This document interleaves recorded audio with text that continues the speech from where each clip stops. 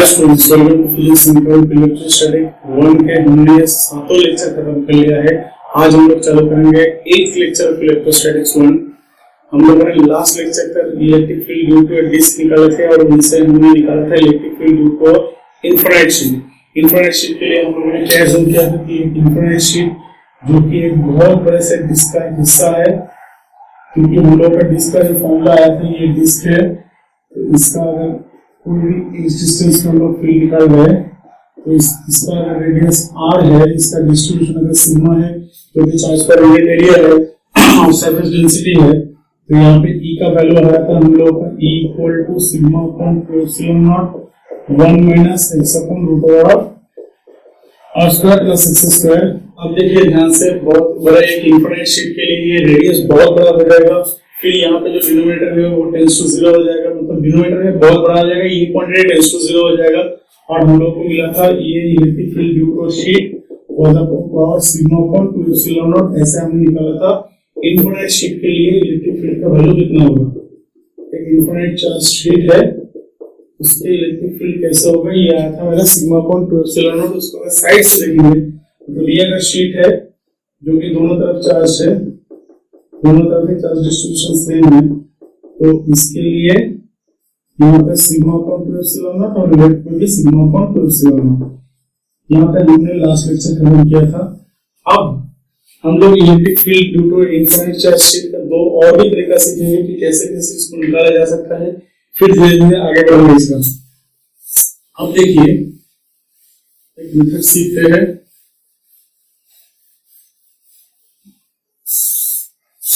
Electric field due to infinite charged sheet. देखिए अगर कोई भी इनफाइनाइट चार्ज शीट तो बहुत बड़ा सा ऐसा कुछ जो कि चार्ज है, यूनिफॉर्म डिस्ट्रीब्यूशन है, यहाँ पे सिग्मा हर जगह पे सेम है। यहाँ पे हम लोग एक छोटा सा एलिमेंट्री रिंग ले लेते हैं जिसका इनर रेडियस स्मॉलर है और विड्थ है dr। अब देखिए यहां से x डिस्टेंस पे हम लोग फील्ड का वैल्यू निकालेंगे, कोई भी डिस्टेंस पे। अच्छा देखिए इसका एरिया कितना है? इसका एरिया d है जो कि इसका इनर सर्कमफेरेंस इनटू विड्थ है, जो कि मेरा 2 पाई r dr है। सिग्मा है चार्ज पर यूनिट एरिया और सरफेस डेंसिटी ऑफ सेल जो आप बोल सकते हैं, या एरिया सर्च डिस्ट्रीब्यूशन। तो यहाँ पे चार्ज कितना हो गया? dq equal to sigma dA, so sigma into 2 pi r dr, ये यहाँ का चार्ज हो गया। अब ये रिंग का फील्ड ये शीट का एक डिफरेंशियल पार्ट है, तो क्या हम लिख सकते हैं dE of sheet equal to E of elementary ring.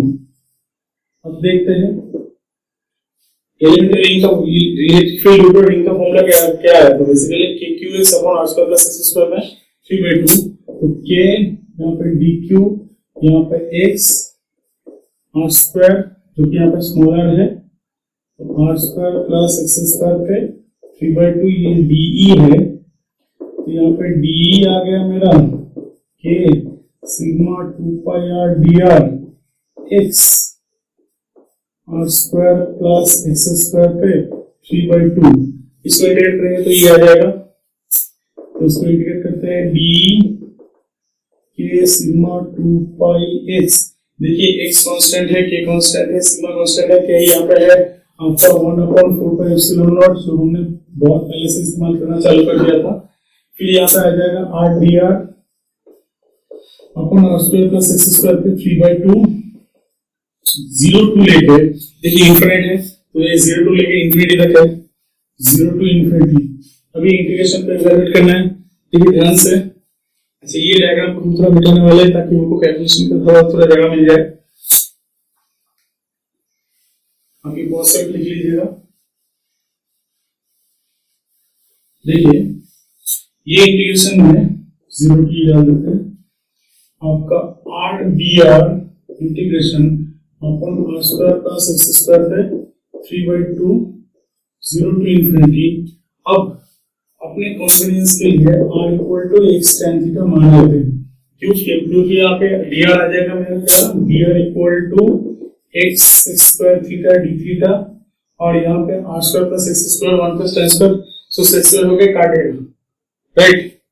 यहाँ पे और एक चीज देखना है, देखिए आप यहाँ पे सम को थीटा में चेंज करने वाले हैं, तो r की जगह x tan theta into dr की जगह x sec square theta d theta, और नीचे x square tan square theta plus x square उसके 3/2 0 to इंफिनिटी। देखिए आप r का वैल्यू जब 0 है तो tan थीटा का वैल्यू भी 0 है, तो थीटा मेरा 0, और r का वैल्यू जब इंफिनिटी है तो tan थीटा इंफिनिटी है, tan थीटा इंफिनिटी मतलब I/2।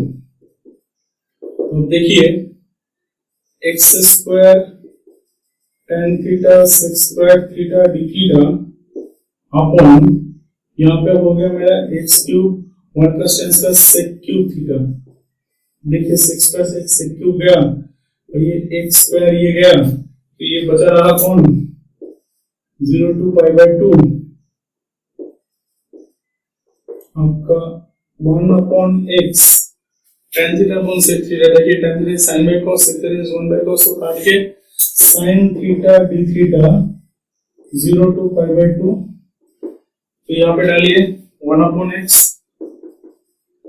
sin थीटा का क्या आएगा, minus cos theta, so minus cos π/2 plus cos 0 मतलब 1 अपॉन x, यहाँ पे डाल देते हैं, तो k सिग्मा 2 पाई x इंटू 1 अपॉन x गया, तो यहाँ पे k की जगह 1 upon 4 pi epsilon not 2 pi sigma 2 पाई से ये गया, तो सिग्मा अपॉन 2 एप्सिलॉन नॉट ये आ गया आपका ये, राइट। आप लोग पॉज करके लिख लीजिएगा। दूसरे एक और मेथड सीखते हैं, चलिए आगे बढ़ते हैं।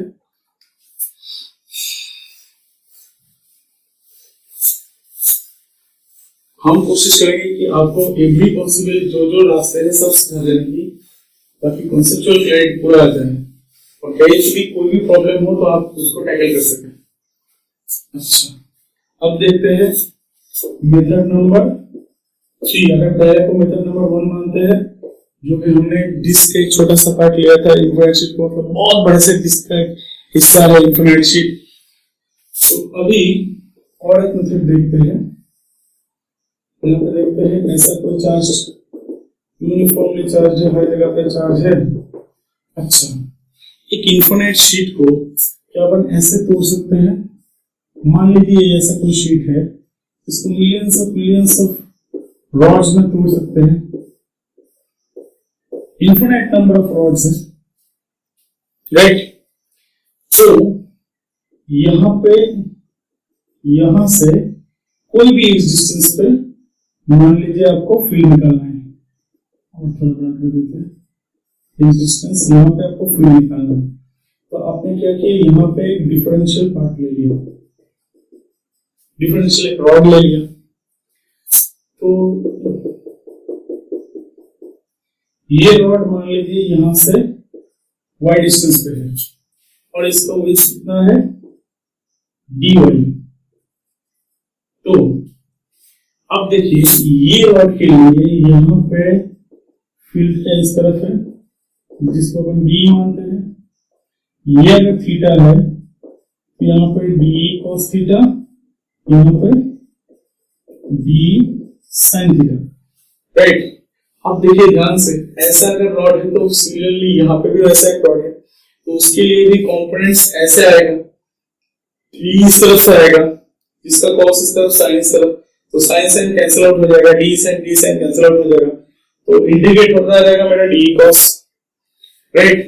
तो इसको इंटीग्रेट करते हैं, सबसे पहले d का वैल्यू क्या होगा, देखिए रॉड के लिए लैम्डा एक इंपॉर्टेंट फैक्टर है, क्योंकि हमने फॉर्मूला सारे लैम्डा से निकाले थे, तो यहाँ पे लैम्डा कितना होगा, लैम्डा है चार्ज पर यूनिट लेंथ, और सिग्मा है चार्ज पर यूनिट एरिया। अच्छा, यूनिट एरिया पे चार्ज है सिग्मा। अच्छा, यहाँ पे अगर एक यूनिट लेंथ ले लेते हैं, मतलब इसका लेंथ को मान लेते हैं 1, तो ये एरिया टोटल कितना है, dA हो गया 1 इंटू dy। तो यहाँ का चार्ज कितना हो गया, unit charge per unit length, जो कि सिग्मा इंटू dA है, चार्ज dq मान लेते हैं। तो ये चार्ज पर यूनिट लेंथ जो कि हम लोगों ने लैम्डा माना है, तो लैम्डा हो गया सिग्मा इंटू 1 इंटू dy, मतलब हो गया सिग्मा dy, जो कि है मेरा लैम्डा का value charge per unit length. अब देखिए ये इन्फिनिट रॉड है, इसके लिए यहाँ पे फील्ड का वैल्यू dE हो जाएगा 2k lambda by the distance. Distance कितना है, root over of y square plus x square, क्योंकि ये एक राइट एंगल ट्रायंगल है, यहाँ पर राइट एंगल है, तो ये हाइपोटेनस है। तो 2k lambda upon root over of y square plus x square, और यहाँ पे 2k लैम्डा का जगह डालेंगे sigma dy upon root y square plus x square. ठीक, अब देखिए यहाँ पे मेरा E नेट कितना है, मेरा E नेट है integration of dE cos theta, जो कि है 2k sigma dy root y square plus x square into cos theta कितना है, देखिए ये अगर थीटा है तो बेस अपॉन हाइपोटेन्यूज, मतलब x upon root over of y square plus x square. अच्छा, तो ये y का लिमिट कैसे होगा, देखिए पूरा इनफिनिट है, मतलब दोनों साइड में इनफिनिटी है, तो इसको अगर माइनस इनफिनिटी मानेंगे तो यहाँ पे प्लस इनफिनिटी, तो माइनस इनफिनिटी से लेकर प्लस इनफिनिटी तक, तो लिमिट हो जाएगा मेरा माइनस इनफिनिटी से लेकर प्लस इनफिनिटी तक। तो यहाँ पे E net 2k sigma x dy upon y square plus x square minus infinity two plus infinity, ये आपका नॉन फॉर्मेट है। तो मेरा E नेट हो गया 2k sigma x 1 by tan inverse of y by a, ये तो minus infinity से लेके प्लस इनफिनिटी तक, तो x गया, तो मेरा E नेट हो गया 2k sigma tan inverse infinity minus tan inverse minus infinity. तो मेरा E नेट अल्टीमेटली क्या आया,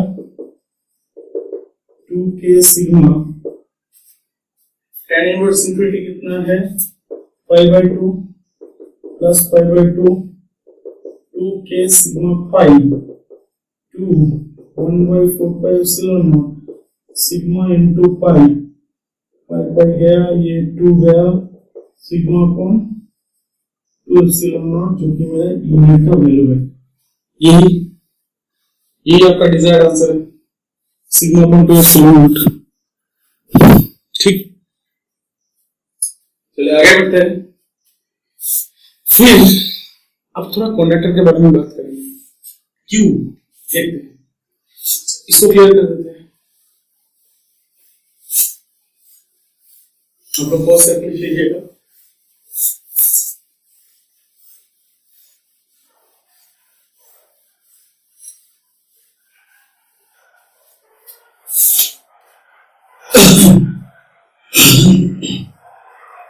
charge distribution in a conductor,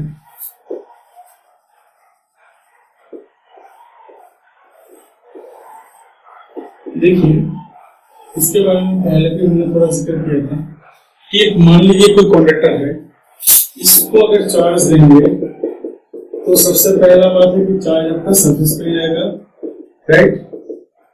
क्यों सरफेस पे जाएगा, क्यों, क्योंकि यहाँ पे अंदर में हर जगह पे फील्ड जीरो है, मतलब कोई भी चार्ज रखेंगे तो उसके ऊपर फोर्स जीरो है।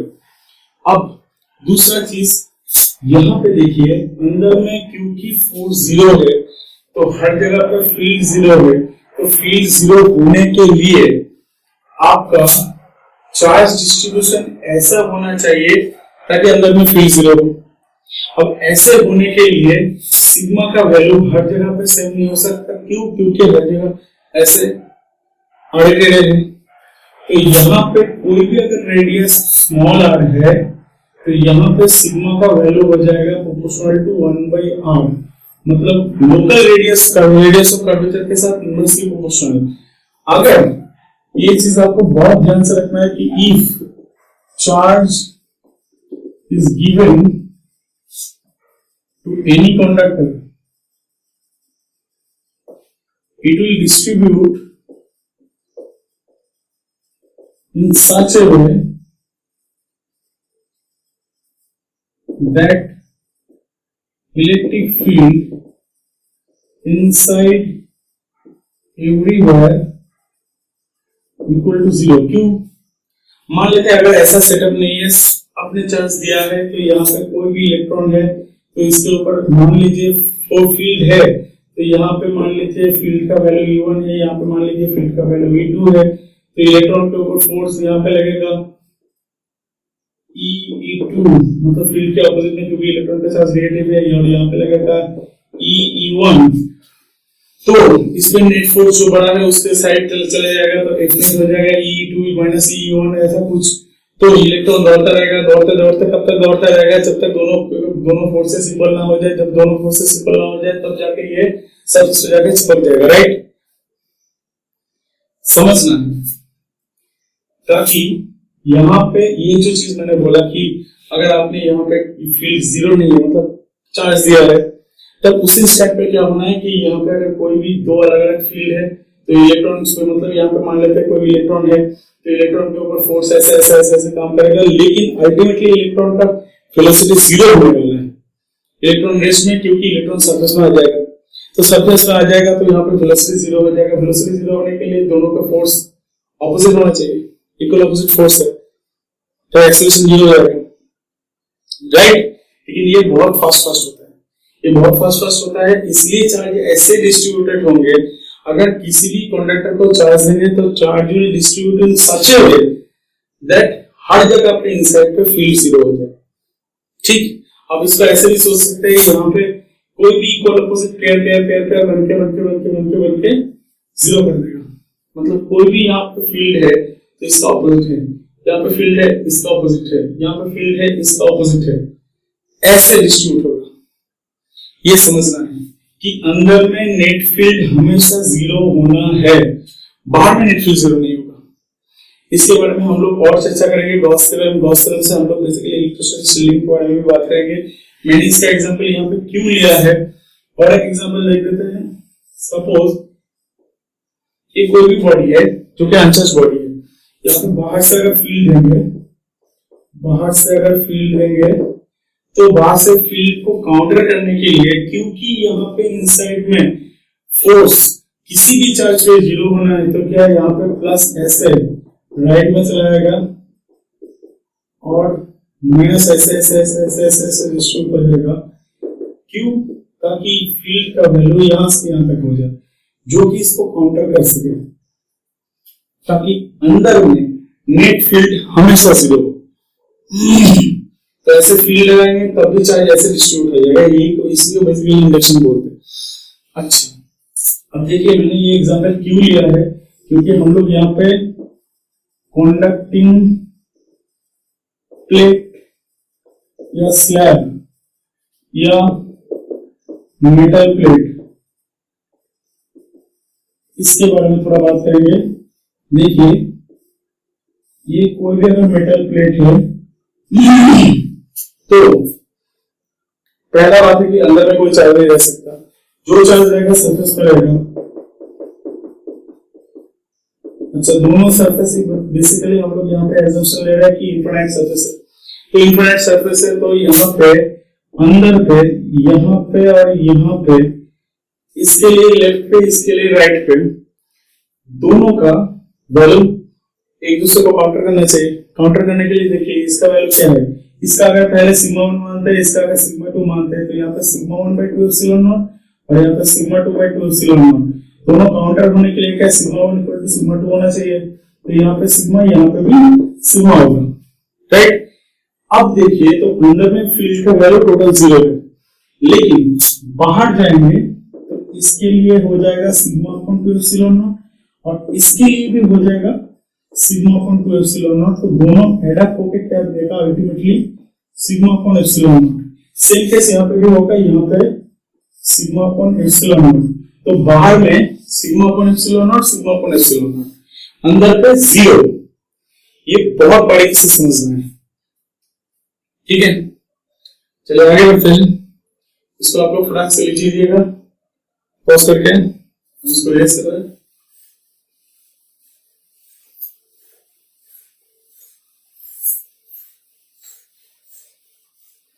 अच्छा, अब देखिए charge breaking in metal plates. ये जो कंडक्टिंग प्लेट है इसके बारे में, जो जिसके बारे में हमने अभी बात किया है, उसमें चार्ज ब्रेकिंग कैसे होगा इसके बारे में थोड़ा सीखते हैं। देखिए मानिए दो प्लेट्स ऐसे फेस टू फेस है और यहाँ पे मान लीजिए Q1 चार्ज है, यहाँ पे Q2 है, यहाँ पे Q3 है, यहाँ पे Q4 है। मतलब यहाँ पे टोटल कितना चार्ज है, Q1 equal to Q1 plus Q2 और यहाँ पे Q2 equal to Q3 plus Q4। अब ध्यान से देखिएगा, थोड़ा इसका जिक्र कर देते हैं। ऐसा अगर स्लैब है तो हर एक फेसेस का अगर एरिया को ए मान लेते हैं,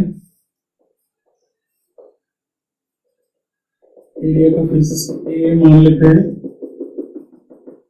तो यहाँ पे सिग्मा अपॉन 2 एप्सिलॉन नॉट। तो सिग्मा कितना है, इसका अगर चार्ज है Q और इसका एरिया है A, तो आपका सिग्मा बन गया Q अपॉन A। तो Q upon 2 epsilon not A इसका फील्ड है और इसके लिए भी सेम है और बाहर पे जाके ये दोनों एडअप हो जाएगा।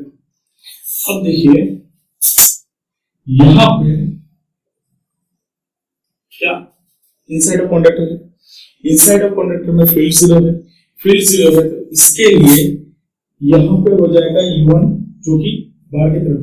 जहां पे भी फील्ड निकालना है वहां पे हम लोग एज्यूम कर लेंगे कि ये टेस्ट चार्ज है, टेस्ट चार्ज मतलब एक यूनिट पॉजिटिव चार्ज है, तो प्लस चार्ज मान लेते हैं। तो इसके लिए यहाँ पे लात इस तरफ और ये इसको इस तरफ किक करेगा, 3 इसको इस तरफ किक करेगा, 4 इसको इस तरफ किक करेगा। तो इनसाइड ऑफ कंडक्टर क्योंकि फील्ड 0 है तो क्या हम बोल सकते हैं E1 equal to E2 plus E3 plus E4 because they are balancing each other. तो E1 के लिए क्या है, Q1 अपॉन 2 एप्सिलॉन नॉट है, Q2 2 एप्सिलॉन नॉट है, Q3 2 एप्सिलॉन नॉट है, Q4 2 एप्सिलॉन नॉट है। इनको सारे काटिए तो Q1 equal to Q2 plus Q3 plus Q4। और यहां पे देखिए यहां पे भी सेम केस है। Q4 के लिए यहाँ पे फील्ड E4 इस तरफ है और Q3 के लिए यहाँ पे E3 है, Q2 के लिए यहाँ पे E2 है और Q1 के लिए यहाँ पे E1 है। तो क्या यहाँ पे इनसाइड ऑफ कंडक्टर फील्ड 0 मतलब लेफ्ट इक्वल टू राइट है, तो यहाँ पे डाल सकते हैं E4 equal to E3 plus E2 plus E1 मतलब Q4 by 2 एप्सिलॉन नॉट है, Q3 2 एप्सिलॉन नॉट है प्लस Q2 2 एप्सिलॉन नॉट है प्लस Q1 2 एप्सिलॉन नॉट है। काटिए इसको तो Q4 कितना है, Q3 plus Q2 plus Q1। अच्छा, अब ध्यान से देखते हैं ये दोनों एक्सप्रेशंस को। यहाँ पे दोनों पे ही Q2 प्लस Q3 फिक्स्ड है, तो यहाँ पे Q1 minus Q4 equal to Q2 plus Q3 और यहाँ से Q4 माइनस Q1 क्या मेरा Q3 प्लस Q2 है। तो क्या दोनों पेयर्स इक्वल है, तो क्या हम बोल सकते हैं यहाँ से Q1 minus Q4 equal to Q4 minus Q1। तो क्या मेरा Q1 2Q1 equal to 2Q4 है, तो ये गया तो Q1 इक्वल टू Q4। सही है, तो यहाँ पे और यहाँ पे चार्ज है। अच्छा, बहुत बढ़िया। अब इसको कोई भी इक्वेशन पे डाल देते हैं, कोई भी इक्वेशन पे डालते हैं। मान लीजिए इक्वेशन पे मैंने डाला कि Q1 equal to Q2 plus Q3 plus Q4 की जगह मैंने डाल दिया Q1, तो Q1 गया तो क्या Q2 equal to minus Q3। अच्छा, मतलब ये दो इक्वल ऑपोजिट है। तो ये दो इक्वल ऑपोजिट है और ये दो इक्वल है, तो मुझे क्या अल्टीमेटली मिला Q1 इक्वल टू Q4 और Q2 equal to minus Q3, मतलब ये दोनों फेसेस में इक्वल ऑपोजिट चार्ज होगा, ये दोनों फेसेस में सेम अमाउंट ऑफ चार्ज होगा। अब देखिए इसको अगर मुझे Q1 और Q2 स्मॉल q1 और स्मॉल q2 के टर्म्स में लिखना है तो इसको कैसे करेंगे? अच्छा, इन दोनों को अगर ऐड करते हैं Q1 प्लस Q2 को ऐड करेंगे तो ये आ जाएगा मेरा Q1 प्लस Q2। अच्छा, हम इसको थोड़े लेस करते हैं, Q1 plus Q2 plus Q3 plus Q4। अच्छा, ये Q2 प्लस Q3 मेरा अल्टीमेटली 0 है क्योंकि इक्वल ऑपोजिट है, तो ये मेरा 0 हो गया और ये दोनों इक्वल है, Q1 इक्वल टू Q4, तो Q1 plus Q2 2Q1 equal to Q1 plus Q2 by 2 जो कि है मेरा Q4, मतलब ये दोनों फेसेस में चार्ज होगा Q1 प्लस Q2 बाई 2, यहाँ पे भी Q1 प्लस Q2 बाई 2। अच्छा, अब मेरा Q3 और Q4 का वैल्यू कितना आना चाहिए? अब देखिए Q2 और Q3 का वैल्यू, अच्छा अगर मैं Q1 माइनस Q2 करूं तो मेरा क्या आएगा? Q1 minus Q2 sorry plus Q2 minus Q4, क्योंकि मेरा Q1 इक्वल टू Q4 है तो मेरा गया ये, तो Q1 minus Q2 minus Q3। देखिए ध्यान से, Q2 equal to minus Q3 और Q3 equal to minus Q2, यहाँ पे डाल सकता है 2Q2, तो मेरा Q2 कितना है? Q1 माइनस Q2 बाई 2, तो यहाँ पे आ गया मेरा Q1 माइनस Q2 बाई 2। आप इससे इसको सब्ट्रैक्ट करके भी इसको लिख सकते हैं, सेमी वैल्यू आएगा। और यहाँ पे क्योंकि ये इक्वल ऑपोजिट है तो Q minus of Q1 minus Q2 by 2। तो आपको ये रिजल्ट बहुत अच्छी तरीके से याद रखना है कि ये दोनों के इक्वल ऑपोजिट होगा। यहाँ पे टोटल Q1 है और अगर यहाँ पे टोटल Q2 है तो ये दोनों फेसेस पे होगा Q1 प्लस Q2 बाई 2, यहाँ पे हो जाएगा Q1 माइनस Q2 बाई 2, यहाँ पे हो जाएगा equal opposite minus of Q1 minus Q2 by 2। ठीक है, चलिए आगे बढ़ते हैं, इसका एक इलस्ट्रेशन लेते हैं। अच्छा,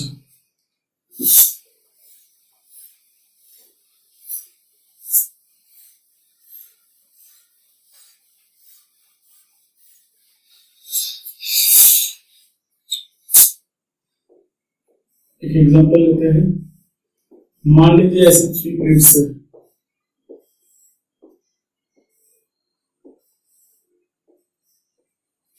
देखिए यहाँ पर सपोज 2Q है, 3Q है, 4Q है। आपको पूछा गया है हर एक प्लेट पे चार्ज कितना होना चाहिए।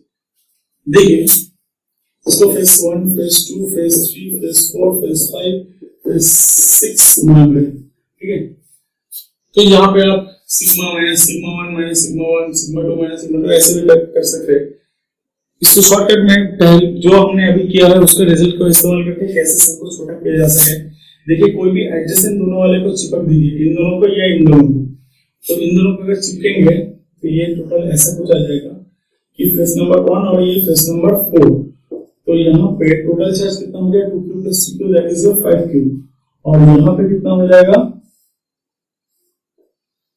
4Q 5 6। अब ध्यान से देखिए हम लोगों को क्या मिला? Q1 माइनस Q2 बाई 2, तो यहाँ पे हो गया मैं 5Q माइनस 4Q बाई 2 मतलब Q by 2 minus Q by 2। यहाँ पे कितना होना चाहिए? 5Q plus 4Q whole by 2 मतलब 9Q बाई 2। यहाँ पे हो जाए 9Q बाई 2, राइट। ये भी सम खत्म।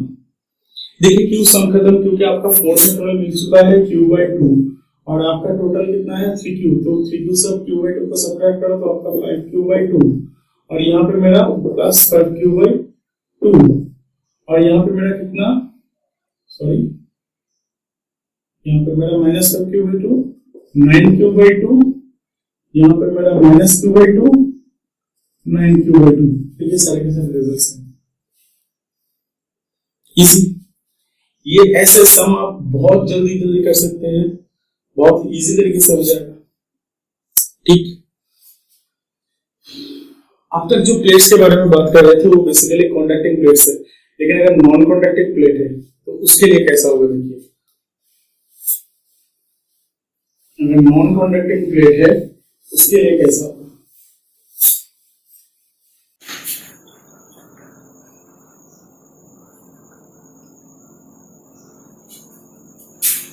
नॉन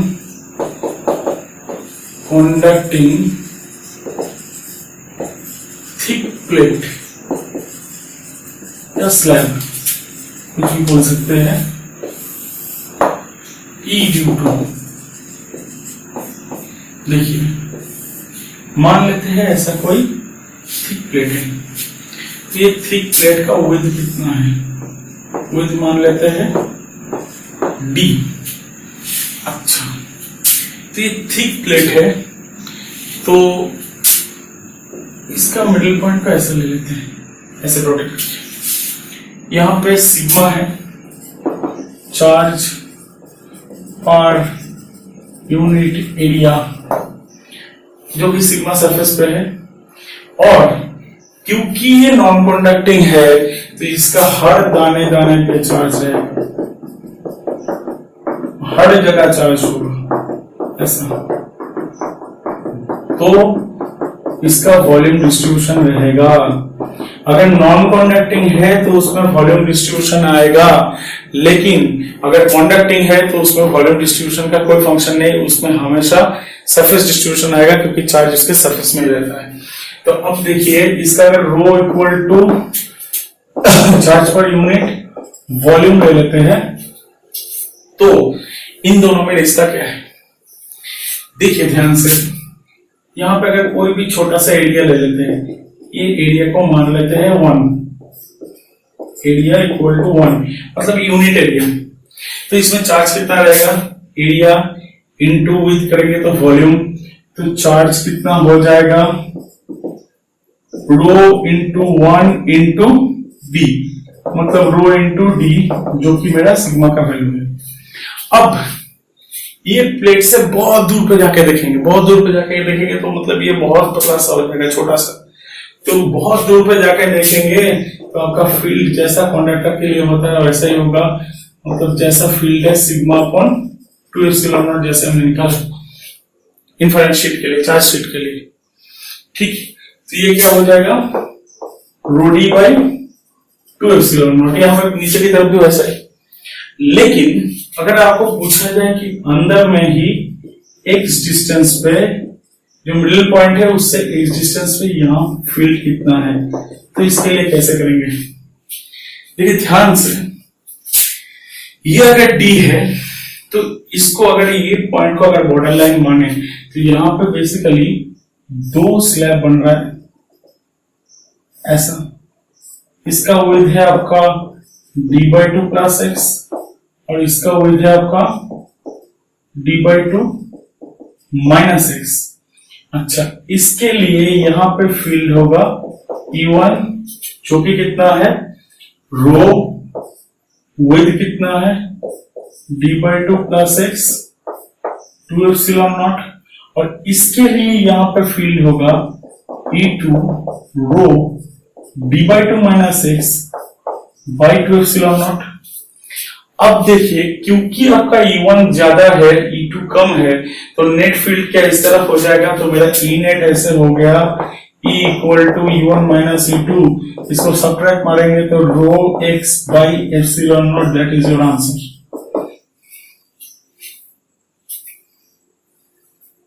ऐसे तो अंदर में कहीं पे भी rho X by epsilon naught, ठीक, मतलब एक्स के साथ डायरेक्टली प्रोपोर्शनल है। कब तक है, सरफेस तक, फिर बाहर जाके ऐसे, ठीक। चलिए आगे बढ़ते हैं। अच्छा, अब करेंगे E due to a uniformly charged metallic cup और कंडक्टिंग कप।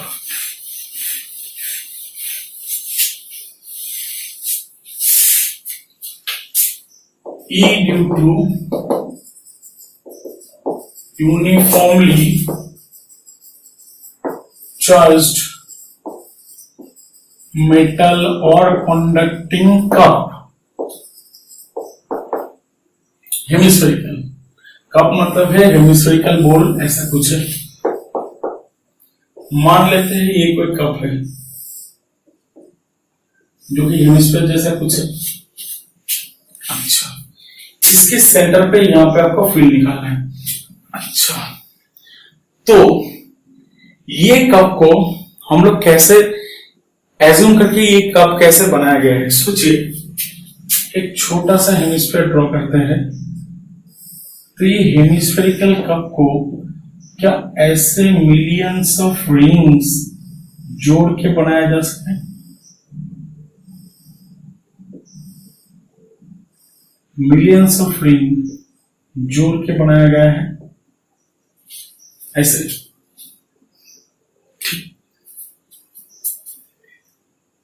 इसका रेडियस धीरे धीरे बढ़ते गया, और आप बोल सकते हैं यहां से एंगल धीरे धीरे धीरे धीरे बढ़ते गया, और 0 to लेके पूरा देखिए एंगल बढ़ते बढ़ते जब π/2 तक आ चुका है तब पूरा हेमिस्फीयर खत्म है। ये कॉन्सेप्ट लगाएंगे, मतलब ये कप को हम summation of infinite number of, infinite नहीं फाइनाइट ही है, फाइनाइट नंबर ऑफ रिंग्स में तोड़ लिए। तो यहां से देखिए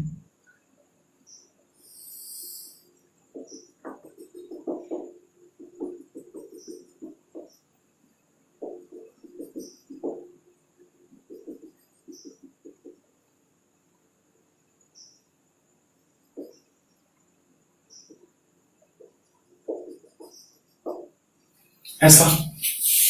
अब इसका रेडियस को r मान लेते हैं, इसको थीटा मान लेते हैं, उसको d थीटा ले लेते हैं। तो ये कितना है r d थीटा।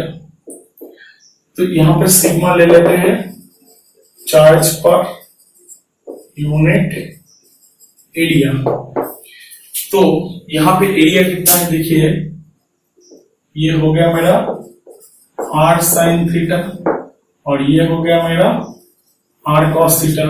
तो ये अगर रिंग लेते हैं, इस रिंग को अगर अलग से देखते हैं हम, ऐसा कुछ है।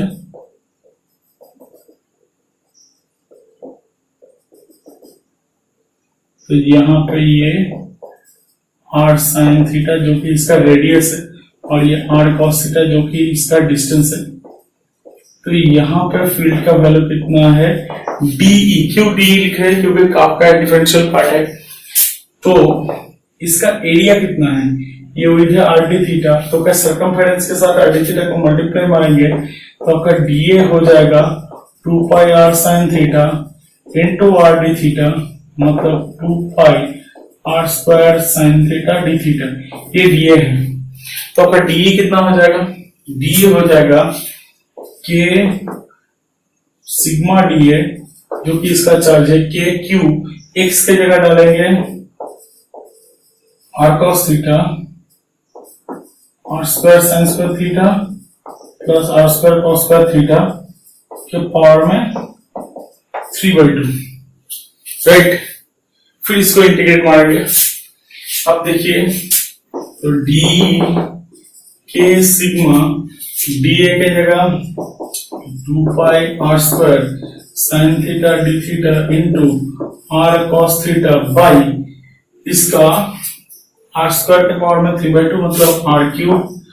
अब देखिए एंगल आपका 0 to लेके π/2 से 0 to π/2, तो ये गया k सिग्मा 2 पाई, ये r क्यूब, यहां से r तो पूरा ही गया, तो बचा रहा sin theta cos theta d theta 0 to π/2। मैं अगर ये 2 को लेके यहाँ पे दे दूं तो ये अगले लाइन में हो जाएगा कि sigma pi sin 2 theta d theta. तो इंटीग्रेशन कितना है, माइनस cos 2 थीटा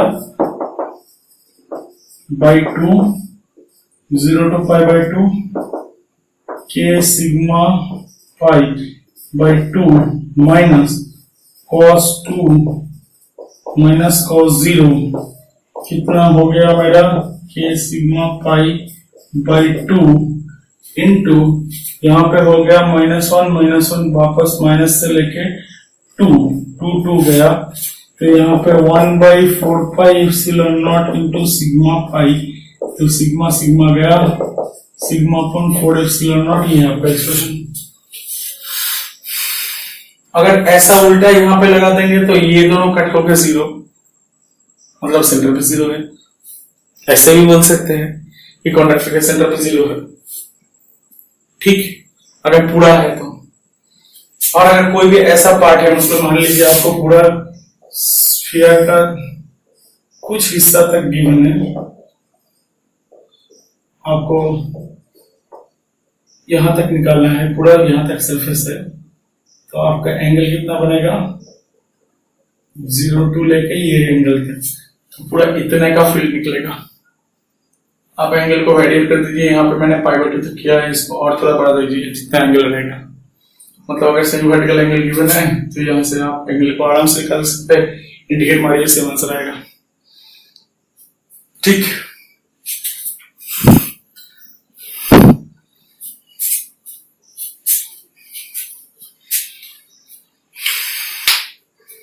ये हम लोगों का बेसिकली इलेक्ट्रिक फील्ड का डिस्कशन अभी खत्म कर रहे हैं यहाँ पे। अगले लेक्चर में हम लोग बेसिकली चालू करेंगे इलेक्ट्रोस्टैटिक पोटेंशियल और पोटेंशियल एनर्जी के बारे में थोड़ा पहले बात करके, potential energy, distance of closest approach और पोटेंशियल के बारे में थोड़ा बात करके हम लोग इलेक्ट्रोस्टैटिक पॉइंट को कंक्लूड करेंगे। फिर हम लोग गॉस थ्योरम से चालू करेंगे इलेक्ट्रोस्टैटिक 2, गॉस थ्योरम, डाइपोल, इसके बारे में थोड़ा बात करेंगे। फिर उसको करते हुए पोटेंशियल ऑफ डिफरेंट बॉडीज थोड़ा बात करेंगे। फिर चारों स्फीयर्स, देखिए मैंने यहाँ पे स्फीयर्स और सिलेंडर, मतलब सिलेंडर के बारे में यहाँ पे बात नहीं किया है, चारों स्फीयर्स के बारे में बात करना है। Hollow conducting sphere, hollow non conducting sphere, solid conducting sphere, solid non conducting sphere, ये चारों स्फीयर के बारे में बात करेंगे और उससे बहुत सारे क्वेश्चंस आएगा। वो कंक्लूड करते हुए हम लोग बेसिकली इलेक्ट्रोस्टैटिक्स को खत्म करेंगे। फिर हम लोग धीरे धीरे कैपेसिटर की तरफ बढ़ेंगे, फिर करंट, पहले करंट की तरफ जाएंगे, फिर कैपेसिटर की तरफ जाएंगे, धीरे धीरे पूरा सिलेबस को कंप्लीट करते हुए जाएंगे। और जो स्टूडेंट्स अब तक ये फिजिक्स संकल्प चैनल को सब्सक्राइब नहीं किया है, उनको मैं बोलना चाहता हूँ कि आप जल्दी से जल्दी इसको सब्सक्राइब कर लीजिए, ताकि आपको पूरा का पूरा कंटेंट इसमें मिलता रहे। Wish you all the best. Thank you. Bye students.